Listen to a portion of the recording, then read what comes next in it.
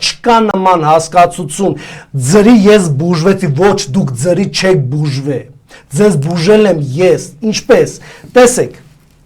ասում են անվճար վիրահատվել ենք, անվճար ես ենք արել, անվճար դեղորայք, անվճար եւս մեկ անգամ ասում են ոչինչ չկա, պարզապես հետևյալն է, կար մինչ 18 տարեկան եւ հաշվանդամություն ունեցողներ անկախ սեռից եւ տարիքից եւ թոշակառուներ եւ կային վիրահատության տեսակներ